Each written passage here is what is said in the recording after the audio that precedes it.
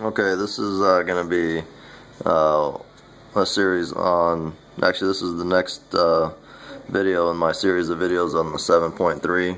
I think it is number 4 in the series.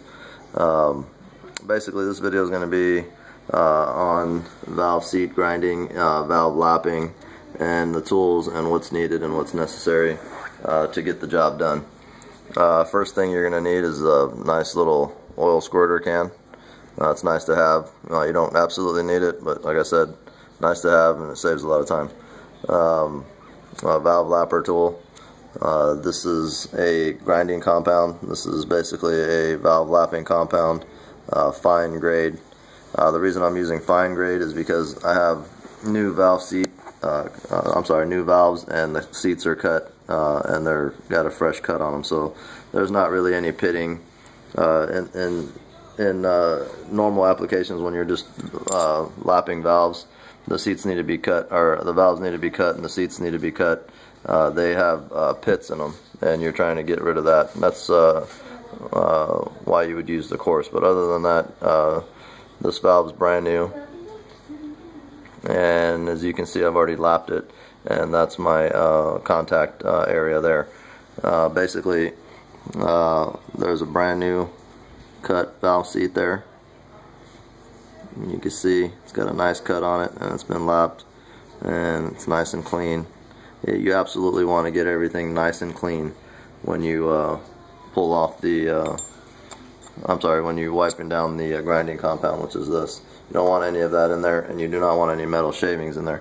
This is a brand new cut right here that I just did, and this is a cut that was done by this New Way tool that I have, and they're absolutely amazing tools. I love the way they work, and they cut the right angle every time, because you have to purchase the exact angle and the exact size cutter for the valve size in the particular application here. So this is basically what they call a pilot. Okay, so this is your pilot, and if you can see on it closely there, it expands as you tighten it down. Let me tighten it down real quick. Doing this one-handed. I'll show you if you can see how it expanded right there. So it expands when you put it down into the valve guide area here, which I'm gonna do. I'm gonna slide it down in there. Then you got to turn it. I'm sorry, this is being done one-handed, and it's kind of tough to hold this deal. You turn it, and it locks itself firmly. Okay, so now it's in there. Also, I'll turn around and show you what I got here. This is the cutting kit that I have. This is basically for this truck. It's exactly the valve seat cutter that I need this is going to be the this is a 3-angle valve job that's being done here. This basically cuts your top, this top part here, and that's your 15. That's your 15-degree angle. I'm not sure if you can see that. Yeah, it's a 15-degree. This is the top part, and then the 60-degree angle is down here. You can see how tight that is. And what it does is it's gonna take off this. The 60 is gonna take off material down at the bottom here, down at the very bottom. So when you slide your cutter over the pilot, it sits in there just like that, and you use a little T-handle tool that comes with the cutter, and you basically turn it, and it makes that cut. These are carbide blades here. Really nice tool, really nice system. And again, these are angled perfectly at 60 degrees, and the top is cut at 15 degrees. So making your top cut, you simply basically just flip the tool over, and then now you have your hex nut here, and you can see the cutting blades sitting right up at the very edge, which is right up at the top here. I can't really, I should get a little pointer or something, but you get the picture. It cuts up top on the 15 degree, cuts down below on the 60 degree, and then the main surface cut is going to be a 30 degree. Basically, that's this tool here. Same concept, same deal. 5-blade carbide tip with the 30 degree angle on it, and this is basically same thing. Slides right on top, sits down, and makes your cut. Now, when you look at the valve, you have a margin on the valve from the top to the bottom. Now, basically, this is your margin here, this lower area. Okay, now Ford had these sitting on the original valves pretty much exactly how I have them here. When you make your top cut, which is your 15 degree cut, okay, you can, the further you cut into it at 15 degrees, it'll make this narrower and slide up higher. And then the further you cut your 60, it'll slide your contact surface down. And basically it works vice versa. And then when you use your 30 degree cutter, which is for your surface cut, you could see my contact area is there because I've already lapped this valve in, and it's exactly how I want it. And this is exactly how they came from Ford. Usually if you're building like a racing type application, they'll take and run this contact surface all the way down to the very, very edge, and that gives you maximum valve opening. Basically, you'll get a lot more airflow, and if you do that on all of your intake valves, you'll be surprised how much horsepower you can gain just from doing that. Basically, a lot of people that do valve jobs, they'll come in and cut your seats, and this is again a fresh cut seat here. Now I'm still working on it. I might have to go a little bit on the bottom, or possibly a larger on the face cut. But I'm still working on that. I'm going to show you. This is an intake valve that I haven't touched yet. You can see. I don't know how good you can see that, but there's not even a cut there. The valve material was coming off of the valve, and it was basically opening and closing, and the material from the valve would just weld itself here. And that's exactly why that looks. It's more of like a round. It goes like this if you really look at it. It's kind of like a speed bump, but it's on this valve seat area here. Anyways, that's basically on your intake valves on the 7.3 diesel. They're going to be a 30 degree cut for the face cut, and then on the exhaust valves, they're going to be a 37.5 degree cut.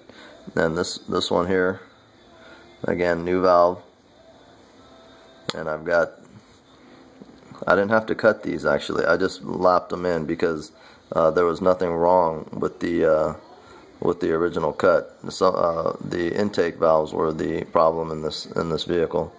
It was all the intake valves had burned up, basically. So I didn't have to cut this seat here. That seat's already nice and clean, and it's ready to go another round in the truck. Also, let me show you what I do to lap the valves. This is just going to be a quick one because I think I'm running out of time on my phone here. Basically, what I do, I take a little bit of the grinding compound, and I'll apply it to 4 points on the valve. And you don't want to use too much of this. This is going a little overboard here. And again, because I'm doing it one-handed. But usually that dab there on this closer side is a little too much. I don't usually use that much, but I usually that's perfect there. I usually use that, and that. I slide it back in.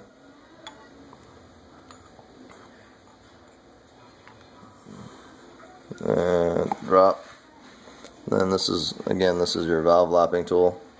It has a larger side for huge valves, and then this one is a smaller side, basically like a plunger. You stick it right on the center of the valve, and then with both hands, like you're starting a fire, you would just basically go back and forth just like this. Use both hands, and you can hear it. You can hear it in there working away.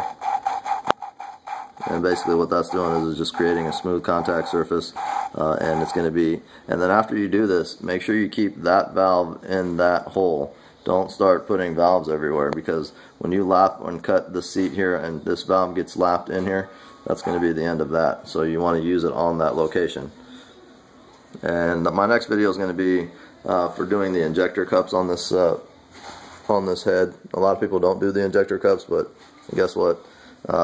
If you don't do it, you're just going to have to end up doing it a little bit later down the line. The truck's already apart. It's a perfect opportunity. It's not that bad. Just go ahead and get it done, and again, I'll do a video on it. And there's special tools required for that, and I've got that set up already too. So again, I'll see you on the next round, which is going to be part 5. And this is a very, very handy tool. I lived forever without having one of these. Basically, I'd use a cap full of oil, and I'd dab my finger and I'd put it on the surface area where I'd want my oil, and this thing basically just saves lots of time. And what I do with it in this case is basically use it on the valve stem, and when I slide it down in the hole there, it doesn't go down there dry. And I also use a little bit with the cutting compound there, just to keep it nice and lubricated. And I actually cut with it also. So there's a lot of oil that needs to be used, and then when you assemble the engine, it's just absolutely perfect tool to have. So invest in this little oil squirter. It's like $5-6. Can't go wrong. I'll go ahead and see you on the next video. And again, this is these new way cutters are a beautiful tool. Beautiful tool. If you're looking for new way cutters, get online and do a search on them. You can get them for pretty much any application. They're already the angle that you just basically need to find out what angle your valves are and what size they are, and the pilots go with them. They're awesome. You do your valve jobs. And this is pretty much I'm not an instructor, and I don't know how to sit there and teach classes or anything, but I'm just giving you a rundown of what I know and the gist of everything here. If you can comprehend a little bit of mechanics, then you should be able to pick up some of the pieces, do some research, pick up some more pieces, and then get the job done. It'll save you lots of time, lots of money, and knowing that you did it correctly, and having something done by yourself is always to me, has greater satisfaction than just paying somebody else to do it. Again, I'll go ahead and see you on my next video. I think that's going to be number 6, and that's going to be probably for the injector cups. Alright, until next time.